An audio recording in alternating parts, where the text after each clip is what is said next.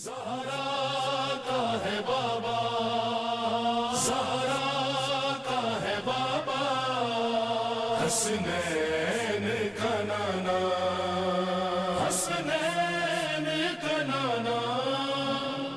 ناظرین السلام علیکم، میں ہوں غلام عباس۔ ناظرین، آج کی ہماری اس پروگرام کا موضوع ہے، یعنی آج کی ہماری گفتگو کا موضوع ہے سیرت حضرت امام حسن مجتبیٰ علیہ السلام۔ ناظرین، حسن بن علی بن ابی طالب، جنہیں امام حسن مجتبیٰ کے نام سے جانا جاتا ہے، آپ امام علی علیہ السلام اور حضرت فاطمہ زہرا کے فرزند اور پیغمبر اکرم صلی اللہ علیہ وآلہ وسلم کے نواسے ہیں۔ تاریخی روایت کے مطابق رسول اللہ نے ان کے لیے حسن کا نام انتخاب کیا اور ان سے بہت محبت کی۔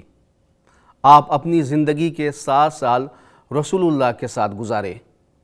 اپنے والد بزرگوار کی شہادت کے بعد امام حسن علیہ السلام خدا کے حکم سے امامت و خلافت تک پہنچے اور تقریباً 6 ماہ تک مسلمانوں کے امور کی دیکھ بھال کی، اور اس عرصے میں حاکم شام، جو امام علی علیہ السلام اور ان کے خاندان کا سخت دشمن تھا، اس نے عراق میں جو امام حسن علیہ السلام کی خلافت کا گڑھ تھا، خلافت کے لیے جنگ کی تھی اور دوسری طرف بھی جنگ شروع کر دی تھی۔ رفتہ رفتہ امام حسن علیہ السلام کی فوج کے سپہ سالاروں کو بے تحاشا پیسے اور فریب دینے والے وعدوں سے بہکایا اور فوج کو اپنے ہی خلاف کھڑا کر دیا۔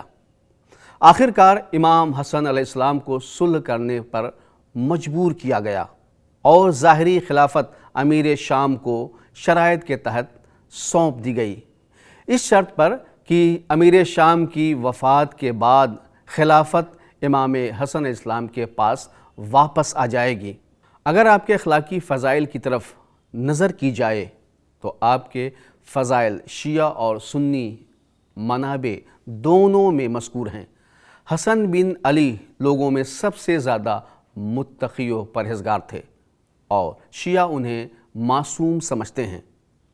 آپ ان اصحاب میں سے ہیں جن کے بارے میں آیت تطہیر نازل ہوئی، اطعام کی آیت آئی، مودت کی آیت اور مباہلے کی آیت بھی آپ کے اور آپ کے والدین اور آپ کے بھائی کے بارے میں نازل ہوئی۔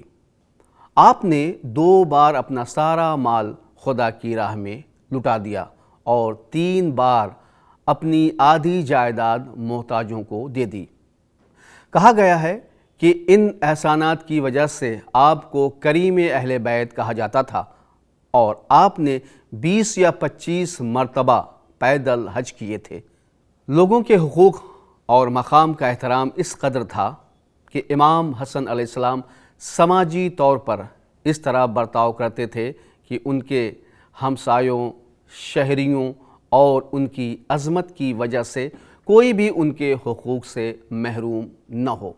آپ فقیروں کے ساتھ بھی ہمدردی سے پیش آتے تھے۔ ایک دن امام حسن کا گزر فقیروں کے ایک گروہ کے پاس سے ہوا جن کے سامنے سوکھی روٹی کے کچھ ٹکڑے تھے اور وہ کھا رہے تھے۔ انہوں نے امام کو دعوت دی۔ امام حسن علیہ السلام اپنے گھوڑے سے اترے اور فرمایا، خدا متکبر لوگوں کو پسند نہیں کرتا۔ پھر ان کے ساتھ بیٹھ کر کھانا کھایا اور اسی وقت انہیں ایک دعوت میں آنے کو کہا۔ جب وہ آئے تو انہیں عمدہ لباس کے ساتھ ساتھ اچھے کھانے بھی کھلائے۔ اسی سلسلے سے ابن کثیر، جو اہل سنت کے علماء میں سے آپ کا بلند مقام ہے، انہوں نے اپنی کتاب البدایہ والنہایہ میں نقل کیا ہے، امام علیہ السلام نے ایک سیاہ غلام کو دیکھا جو روٹی کا ایک نوالا خود کھاتا تھا اور دوسرا نوالا اس کے سامنے بیٹھا ہوا ایک کتا تھا، اس کتے کو دے دیتا تھا۔ امام علیہ السلام نے اس منظر کو دیکھا اور فرمایا، تمہارا اس کام سے کیا ارادہ ہے؟ اس نے جواب دیا کہ میں اس سے شرمندہ ہوں کہ میں خود کھاؤں اور اسے نہ کھلاؤں۔ امام نے اس سے فرمایا کہ جب تک میں نہ آ جاؤں تم اس وقت تک اس جگہ سے واپس نہ جانا۔ پھر امام حسن علیہ السلام اس غلام کے آقا کے پاس گئے اور اس سے وہ باغ خرید لیا جس میں وہ غلام رہتا تھا، زندگی بسر کرتا تھا۔ پھر آپ نے اس غلام کو آزاد کر دیا اور وہ باغ بھی اسے دے دیا۔ امام حسن علیہ السلام کے حلم و بردباری کا عالم یہ تھا کہ جو آپ کے قتل کے ارادے سے آتا تھا وہ مومن اور مخلص دوست اور حمایتی بن جاتا تھا۔ امام حسن علیہ السلام بد اخلاقوں کے ساتھ رواداری اور حسن سلوک کی مشہور مثالوں میں سے تھے۔ شیخ مفید علیہ الرحمہ کی روایت کے مطابق جب حاکم شام نے اپنے بیٹے یزید کی گورنری پر بیعت کرنے کا فیصلہ کیا تو اس نے 1,00,000 درہم امام حسن علیہ السلام کی بیوی کے پاس بھیجے جو اشعث بن قیس کی بیٹی تھی، اور اس نے اس سے وعدہ کیا تھا کہ تم اپنے شوہر امام حسن کو زہر دے دو اور میں اس کے بدلے میں تمہاری شادی یزید سے کروا دوں گا۔ اور اشعث کی بیٹی نے ایسا ہی کیا، اس نے اپنے شوہر امام حسن علیہ السلام کو زہر دے دیا۔ آخر کار آپ 28 صفر کو جام شہادت نوش فرماتے ہیں اور ہمیشہ کے لیے اس دنیا فانی سے خدا حافظ کہہ دیتے ہیں۔ لوگوں کے ایک بہت بڑے مجمع نے امام حسن کے مقدس جسد اطہر کو تدفین کے لیے روضہ رسول کی طرف چلے، لیکن مروان بن حکم نے امیہ اور ان کے پیروکاروں کے ایک گروہ کو جمع کیا اور راستے میں اسے رسول اللہ کے پاس دفن کرنے سے روک دیا۔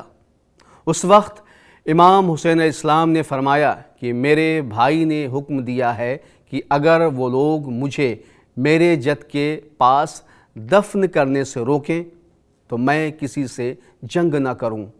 آخر کار آپ کے جسد اطہر کو قبرستان بقیع میں آپ کی دادی فاطمہ بنت اسد کے پاس دفن کیا گیا۔